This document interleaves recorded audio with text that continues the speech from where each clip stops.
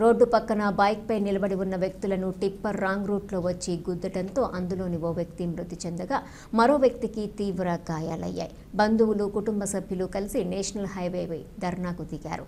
బంధువులు తెలిపిన వివరాల మేరకు బీకోడూరు మండలం గుంతపల్లి గ్రామానికి చెందిన గుంతా జయరామిరెడ్డి తన అనుచరులతో కలిసి మైదుకూరు మున్సిపాలిటీ పరిధిలోని సర్వరాయపల్లె సమీపంలో బైక్ను రోడ్డు పక్కన నిలబెట్టుకుని ఉండగా నేషనల్ హైవే పనులు చేపట్టిన రితికా కన్వెన్షన్ వారి టిప్పర్ రాంగ్ రూట్లో వచ్చి బైకును గుద్ది ఆగకుండా వెళ్లిపోయిందని, ఈ ఘటనలో జయరామిరెడ్డి అనే వ్యక్తి చికిత్స పొందుతూ మృతి చెందాడని, ఇందుకు కారణమైన రిత్విక్ కన్వెన్షన్ వారిని ప్రశ్నిస్తే అసలు పట్టించుకున్న పాపాన పోలేదని బంధువులు, కుటుంబ సభ్యులు తమ ఆవేదన వ్యక్తం చేశారు. ఈ మేరకు భీమటం మండలం డి అగ్రహారం వద్ద రిత్విక్ కన్స్ట్రక్షన్ క్యాంప్ కార్యాలయం వద్ద గల నేషనల్ హైవేపై మృతదేహంతో కుటుంబ సభ్యులు, బంధువులు ధర్నాకు దిగారు. విషయం తెలుసుకున్న పోలీసులు సంఘటనా స్థలానికి చేరుకొని ట్రాఫిక్ క్లియర్ చేయాలని చూసిన నేషనల్ హైవేపై మృతదేహంతో బంధువులు ధర్నాను విరమించకపోవడంతో భారీగా ట్రాఫిక్ అంతరాయం ఏర్పడింది. విషయం తెలుసుకున్న సంబంధిత అధికారులు సమస్యను సామరస్యంగా తెలుసుకుని తగు చర్యలు చేపడతామని హామీ ఇవ్వడంతో వారు ధర్నాను విరమించారు.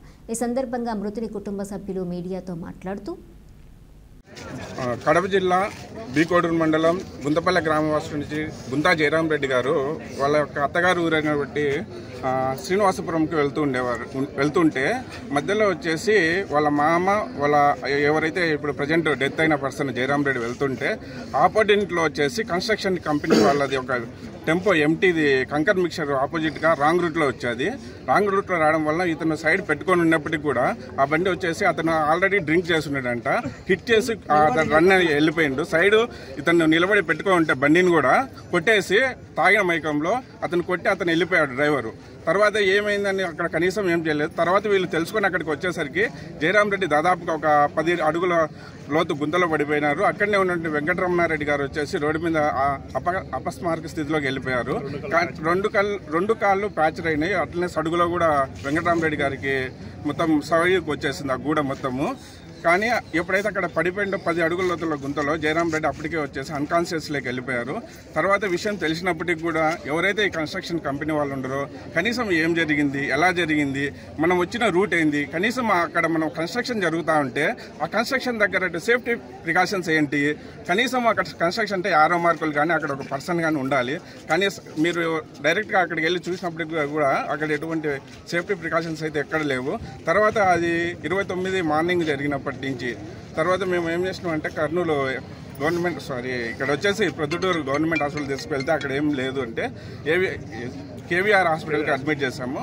అయితే అక్కడ వచ్చేసి అక్కడ కొంచెం బ్రీతింగ్ ప్రాబ్లం ఉండడం వలన దీన్ని మంచి మెరుగైన చికిత్స కోసము కర్నూలుకు తరలించమన్నారు. అక్కడి నుంచి కర్నూలులోని కామినేని హాస్పిటల్కి అడ్మిట్ చేస్తే అక్కడికి వాళ్ళు ఈసీజీ అన్ని తీసి సిటీ స్కాన్ చేసి జెమ్ కేర్లో అడ్మిట్ అయ్యడం జరిగింది. దాదాపుగా అక్కడ ఒక 4-5 అవర్స్ చికిత్స తర్వాత సిటీ స్కాన్లో ఆ బ్రెయిన్ అంతా ఇదైపోయినదని చెప్పడం జరిగింది. అక్కడి నుంచి గవర్నమెంట్ జనరల్ హాస్పిటల్ కర్నూలులోని అడ్మిట్ చేయడం జరిగింది. తుది శ్వాస వచ్చేసి 1వ తారీఖు ఉదయం వచ్చేసి 9:33 ఆ టైంలో వచ్చేసి ఇవ్వడం జరిగింది. అయితే కనీసము ఈ కన్స్ట్రక్షన్ కంపెనీ వాళ్ళు ఎవరైతే ఉన్నారో కనీసం అక్కడ జరిగింది ఏమైంది, ఎలా ఉంది, కనీసం మీ స్థితి ఏంది, మీకు ఎంత ఖర్చు వస్తుంది, కనీసం జరుగుతుందని కూడా ఇప్పటికి కూడా నిర్లక్ష్యంగా వహిస్తున్నారు. దాదాపుగా మేము వాళ్ళతో కాల్లో కనెక్ట్ అవుతా ఉంటే వాళ్ళు ఏం చెప్తా అంటే ప్రాపర్గా రెస్పాండ్ అవ్వడం లేదు. చూస్తాము, చేస్తాము, చూద్దాంలే ఇవే చెప్తాండ్రు. అంటే ఇవన్నిటికీ చాలా ఇబ్బందికరమైన స్థితి. అక్కడ చూస్తే అతను దాదాపు 42 సంవత్సరాల వ్యక్తి, తనకు ఒక భార్య, 2 చిన్నపిల్లలు, చదువు ఉన్నాయి. కానీ ఆమె వాళ్ళకి ఆర్థిక స్తోమత వచ్చేసి అతని మీద డిపెండ్ అయి ఉంది. కానీ ఆదివారం ఉదయం మా తమ్ముడు వాళ్ళ అత్తగారి ఇక్కడ నుంచి మైదుకూరు వస్తాను రాంగ్ రూట్లో వచ్చి అది కొడితే వాళ్ళేమి ఇప్పుడు ఆదివారం నుంచి మేము ప్రయత్నం చేస్తే వాళ్ళేం మాకు పలకడంలే. సీఎం రమేష్ సార్ అంటే ముఖ్యమంత్రి సమానం. మేము ఫస్ట్ నుంచి మేము కూడా తెలియజేశాం.